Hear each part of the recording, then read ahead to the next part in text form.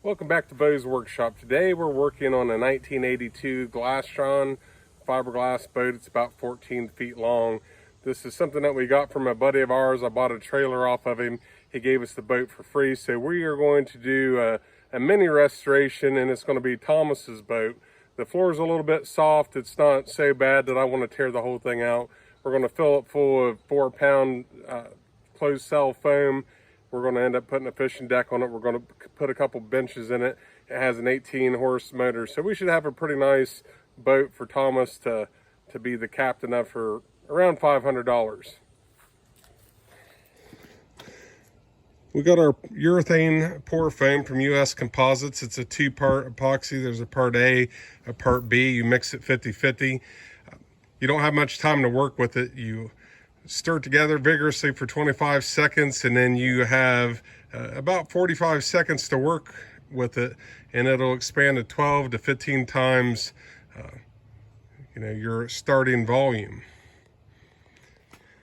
We prep the deck by cutting a few holes in it. The foam will only flow for a few feet before it'll get hung up, so we put holes spaced out through the whole deck. And once we get this in here, it should be solid, and it'll be like a cheap Boston whaler. The darker container is the part A, the lighter container is part B. We're going to pour them in together.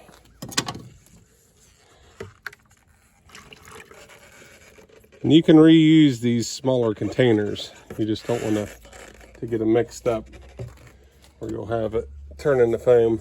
The bigger container you can use multiple times, but you need to wipe it out before it starts foaming up too much. So 25 seconds.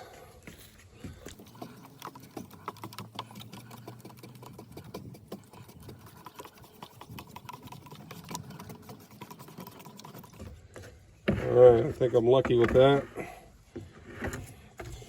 And you have 45 seconds to pour it into the holes.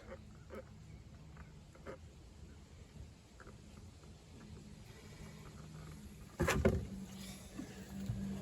this cavity in the front's much deeper, so I'm going to probably have to make a couple quick mixes and pours to get this the way that I want it. So we'll wipe this container out.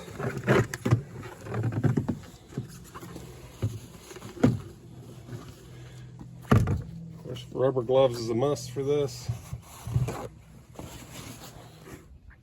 Well, the foam's in. It didn't take much time. I probably have about 45 minutes into this project so far, between drilling the holes and mixing and pouring this foam. And you can see this little mushroom cap. That's an area where I came back where the foam didn't quite go into that area. So I poured some in. So that's what it looks like when it comes out of the hole that you're pouring it in. And then you can just reach down there and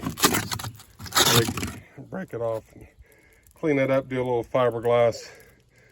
It lifted the deck in a few places. It's a little bit lumpy, but for a free boat, and the goal is to just get something to beat around on and do a little stump knocking here in the Florida swamps.